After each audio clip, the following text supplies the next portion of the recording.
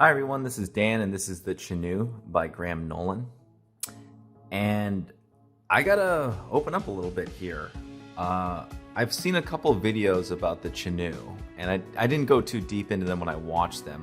By the way, this came out I think like a year and a half ago, maybe 2 years ago, I believe, on Indiegogo. I didn't back the original comic book, but I did pick this up as sort of a package with Alien Alamo, which I'll do a review on tomorrow. But the Chenoo here, I had heard quite a few good things from other people, maybe smaller channels and whatnot, that people had kind of said that they liked it. And so I was kind of looking forward to reading it. And now that I've read it, I'm kind of a bit disappointed. It's not that it's necessarily terrible, it's not. It's just very, I would say, it doesn't this book doesn't really impress me for what it came out for. I think, production quality is pretty solid, but then again, that's not actually something unique anymore now among crowdfunded comics. You kind of expect there to be, decent production quality for a lot of these guys, right?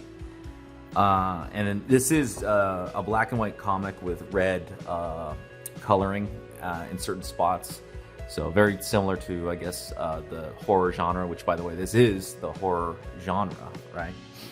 But I think what I would have to say about the Chenoo, just as a general side note overall, I thought, and this is kind of the spoiler-free review of the Chenoo, is that it's another book that really, I think, should have maybe went to an editor, maybe a couple more editors, right? Yet another one. I know it's sad to say that, just because all of the events feel like they could have been completely rearranged, almost like Star Wars style, to make basically a significantly better book and a significantly better story.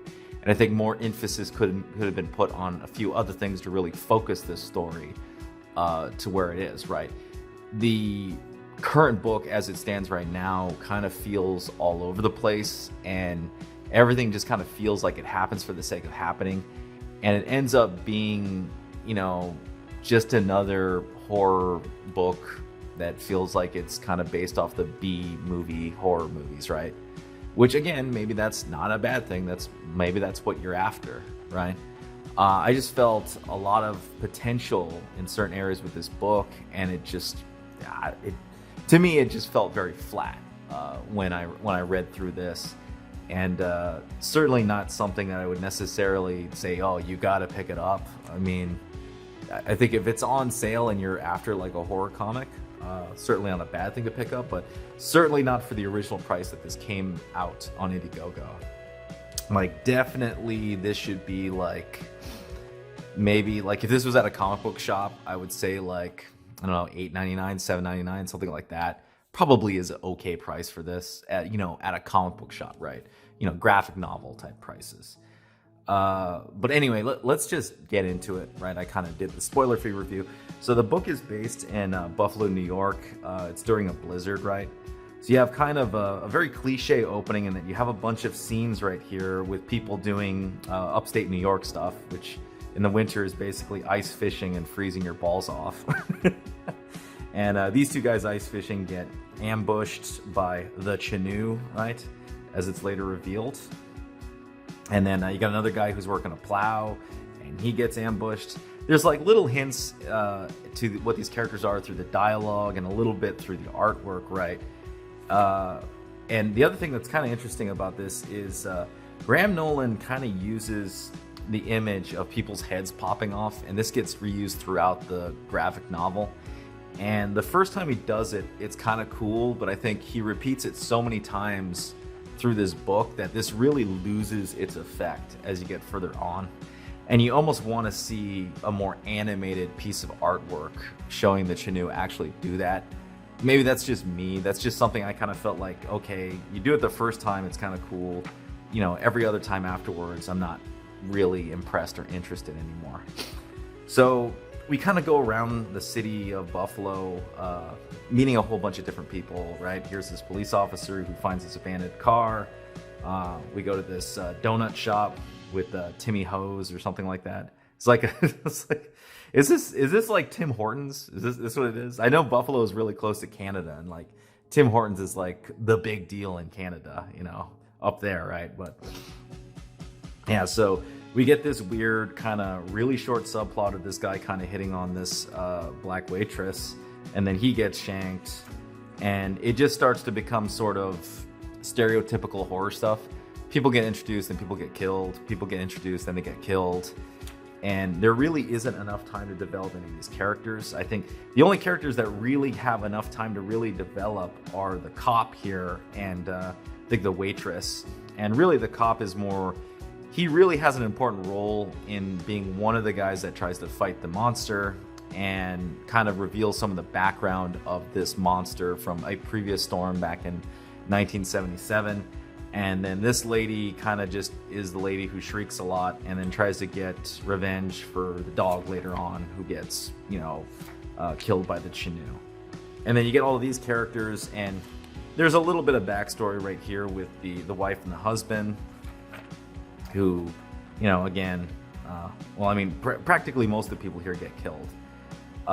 They got this one basically premise through the most of the middle of the book where everyone's kind of stuck in a house and trying to fend off the Chenoo, doing different things to kind of survive in the winter storm.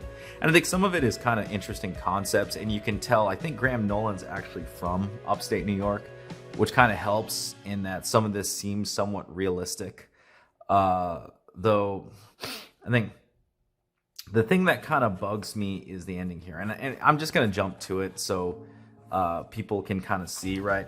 So at the ending, the Chenoo kind of, has his, last stand against our, protagonist heroes, and, kills the husband, kills the wife, and then right when he's about to kill the cop, he gets suddenly destroyed by the Ghostbusters.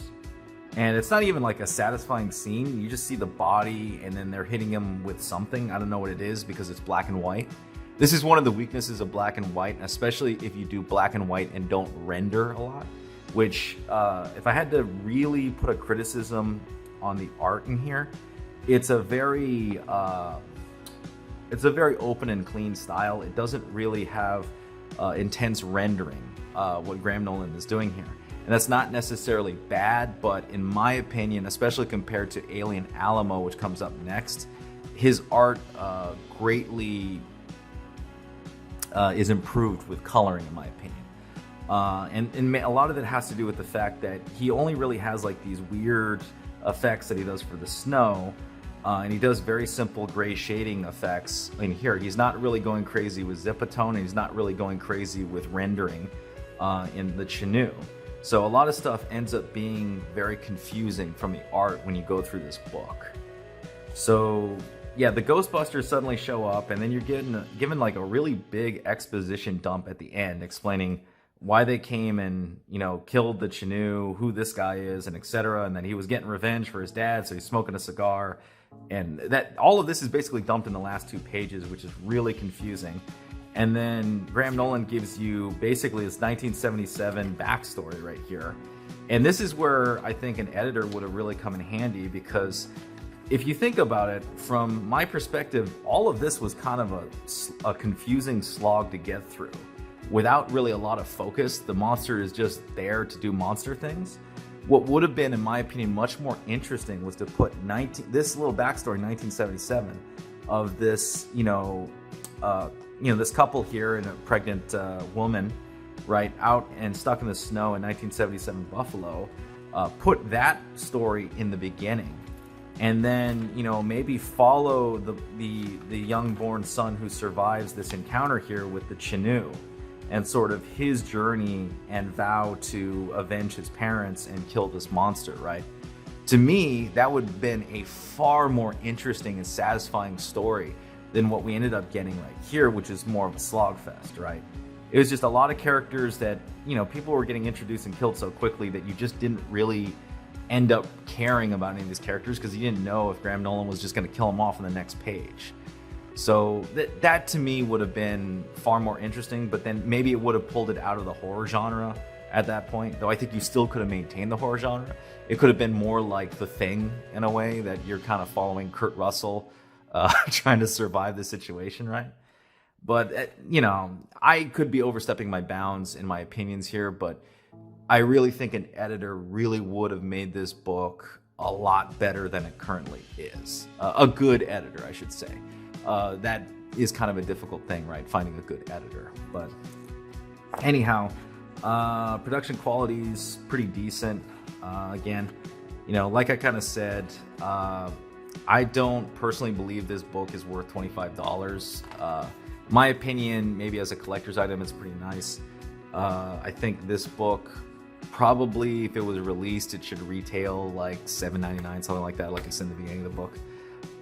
Not necessarily a terrible book, but fairly underwhelming, and I would say, you know, could have been a lot better than what it is. But, you know, what are you gonna do? Anyway, I will be reviewing Alien Alamo next. That is also by Graham Nolan. We'll see if that book manages to improve upon the Chenoo. Anyhow, that's the review, guys. Let me know what you think. If you like this video, please hit the thumbs up. Subscribe if you haven't subscribed. Hit the bell for notifications.